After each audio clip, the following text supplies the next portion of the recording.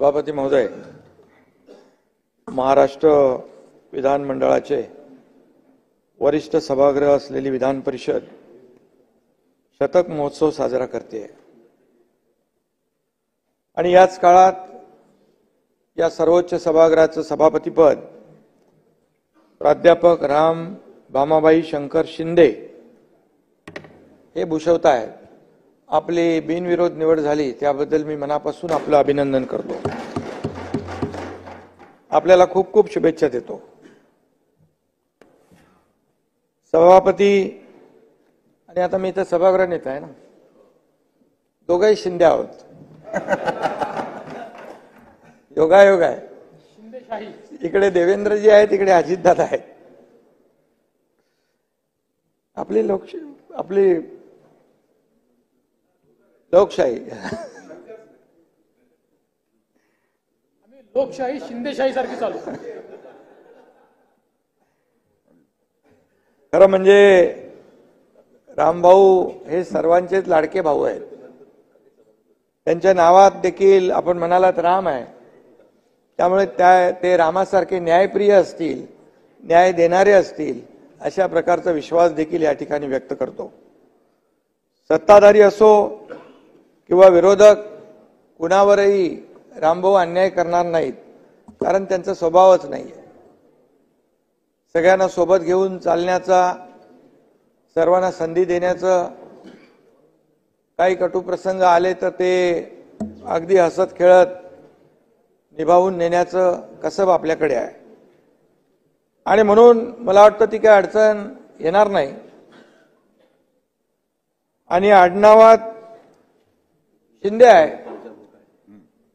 नावात राम आहे आणि आडनावात शिंदे आहे, त्यामुळे सर्वांचं संयमाने ऐकून घेतील आणि प्रत्येकाचं कामही करतील याचा देखील विश्वास मला आहे. नाही आता वांदे नको. आता आज चांगला पहिला दिवस आहे, त्यामुळे चांगलं बोलूया. अंबादासजी,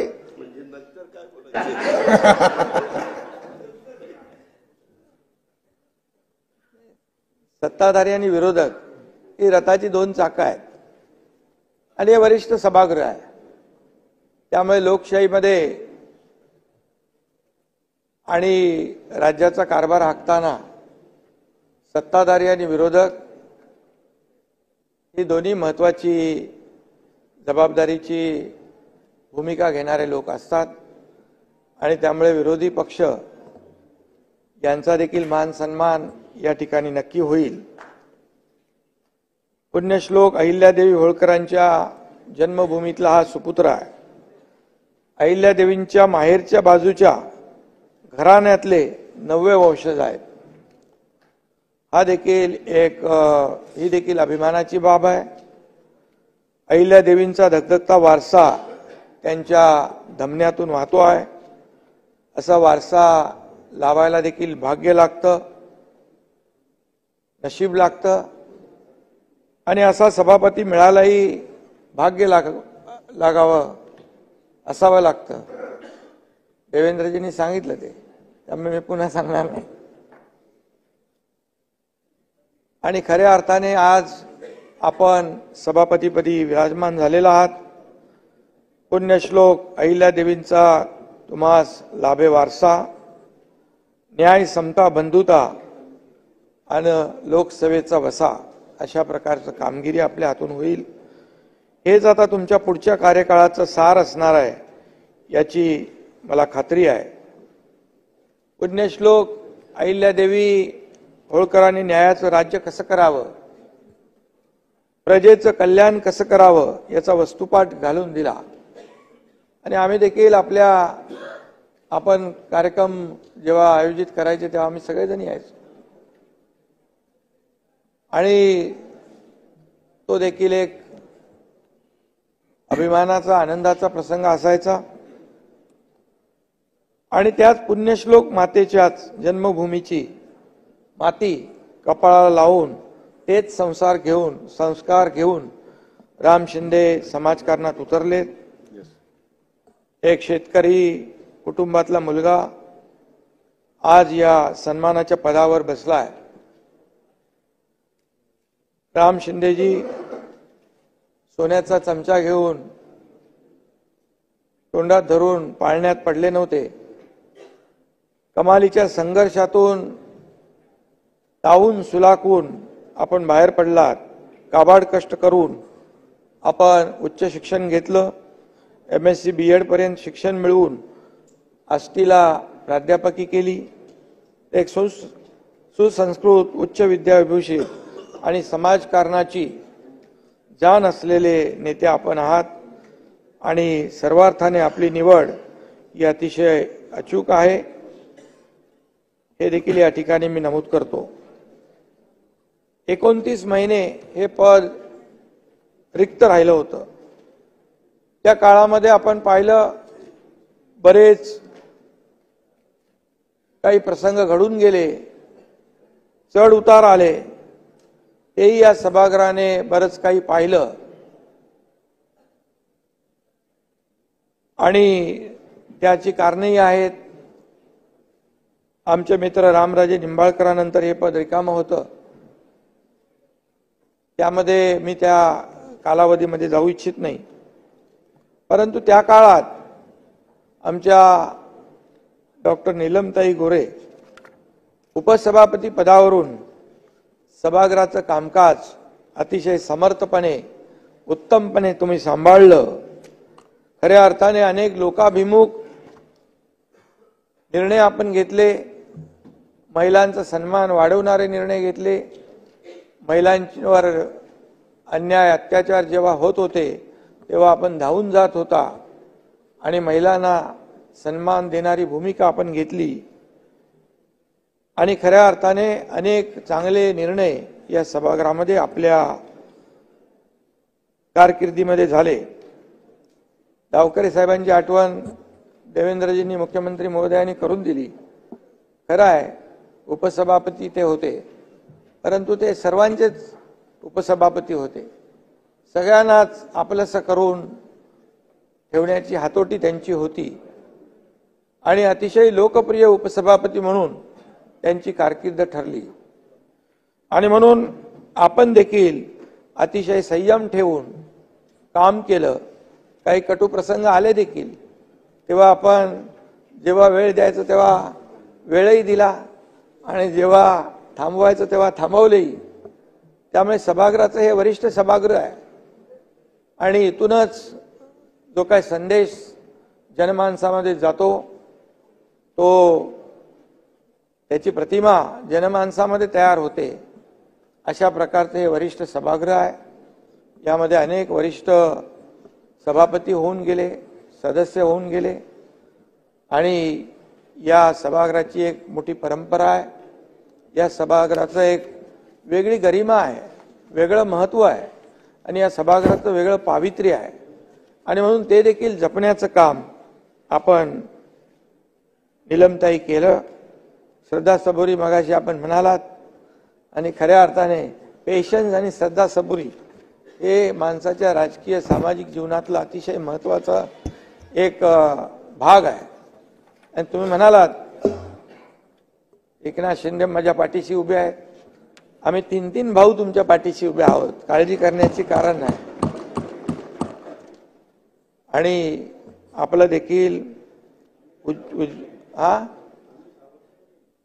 आम्ही 3 बोललो, तुम्ही बाजूला आहेत. सावत्र नाही म्हणालो मी. सावत्र ते लाडक्या बहिणींच्या वेळेस बोललो होतो, मुख्यमंत्री लाडकी बहीण योजना.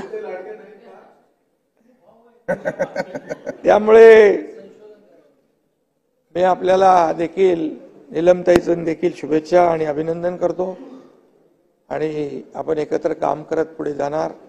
या सर्वसामान्य लोकांना न्याय देण्याचं काम आपलं सरकार करतंय. रामभाऊ यांची सभापतीपदी एकमताने निवड झाली. एक चांगली परंपरा राखली गेली. विरोधी पक्षाला देखील धन्यवाद दिले पाहिजे. तुमचेही सगळ्यांचं अंबादासजी अभिनंदन केलं पाहिजे. 1995 साली युतीचं सरकार आलं आणि राम शिंदेंच्या जीवनाला खऱ्या अर्थाने कलाटणी मिळाली. तत्कालीन ग्रामविकास मंत्री अण्णा डांगे यांनी अहिल्यादेवींचं जन्मगाव सौंडी विकास प्रकल्पाची जबाबदारी तुमच्यावर टाकली होती आणि ही जबाबदारी प्राध्यापक रामभाऊ शिंदे यांच्यासाठी निर्णायक ठरली। 2009 साली विरोधी बाकावर असतानाही त्यांनी चांगलं काम केलं, विक्रमी कामं केली, चांगली भूमिका समाजासाठी घेतली आणि नगर भाजप जिल्हाध्यक्ष म्हणजे अहिल्यादेवी नगर आता आणि महाराष्ट्र प्रदेश भाजप सरचिटणीस म्हणून त्यांनी उत्तम काम केलं। 2014 मध्ये ते मोठ्या फरकाने निवडून आले।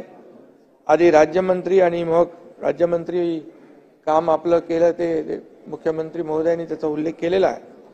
मग कॅबिनेट मंत्री म्हणून त्यांनी प्रभावी काम केलं आणि ते कधी शिवसेना भाजपा युती असं कधी वागले नाही, ते आपण एकत्रच सगळ्यांनी काम केलं आणि आपण शिवसेना भाजपची आपली वैचारिक युती होती, परंतु आपण कधी फरक केला नाही, फरक दाखवला नाही, याचा साक्षीदार मी आहे। त्यामुळे एक सर्वांना सोबत घेऊन चालणारा लोकप्रतिनिधी म्हणून आपली कारकीर्द आहे, शांत संयमी नेतृत्व म्हणून आपली ओळख आहे। परंतु जनतेच्या प्रश्नावर मात्र आपण नेहमी आक्रमक राहिलेला आहात, मग तेव्हा अगदी कठोर भूमिका देखील आपण घेतलेली आहे आणि म्हणून सभापती म्हणून त्यांच्यातील नेतृत्व आणि संयम, अभ्यासू वृत्ती आणि सभागृह चालवण्याची हातोटी हे गुण तुमच्यातून आम्हाला पाहायला मिळतील। कारण शेवटी हे आपलं सरकार आता मुख्यमंत्री महोदयांच्या नेतृत्वाखाली आम्ही दोघं, मी आहे, अजितदादा आहे, आमचं सर्व मंत्रिमंडळ आहे, एक गतिमान सरकार 2.5 वर्षाच्या महायुतीच्या कारकिर्दीमध्ये जी गती आणि वेग या सरकारने घेतला ते आता अधिक वेगाने पुढे जायचं आहे आणि त्यामध्ये या वरिष्ठ सभागृहाचा देखील मोठा रोल असणार आहे, मोठा सहभाग असणार आहे, मोठं योगदान असणार आहे। कारण इथं सदस्य संख्या खालच्यापेक्षा कमी आहे, त्यामुळे खूप लोकांना बोलायची संधी मिळते आणि आपापले विचार मांडण्याची देखील संधी मिळते, आपली भूमिका या ठिकाणी मांडण्याची संधी मिळते। आपल्या मतदारसंघातल्या किंबहुना राज्याच्या प्रश्नावर वाचा फोडण्याची संधी, न्याय मिळवून घेण्याची संधी या सभागृहामध्ये जास्त मिळते आणि म्हणूनच आपण या सर्वांना नक्की न्याय द्याल आणि आपलं जे कसब आहे या ठिकाणी पाहायला मिळेल। नीलमताई आपल्या सोबतच आहेत आणि आपण हे सभागृह उत्तमरित्या या ठिकाणी चालवाल अशा प्रकारची अपेक्षा व्यक्त करतो। पुन्हा एकदा मी आपल्याला मनापासून आपल्या पुढच्या वाटचालीस खूप खूप शुभेच्छा देतो आणि आपल्याला आपल्यामध्ये असलेले कलागुणांना वाव मिळण्याची संधी आहे कलागुणांना। त्यामुळे आता सभापती म्हणजे आपल्याला त्या सभापती पदाचं मान सन्मान आब राखणं ही आपली जबाबदारी आहे आणि ती राखाल अशा प्रकारचा विश्वास व्यक्त करतो आणि थांबतो। धन्यवाद। जय हिंद, जय महाराष्ट्र।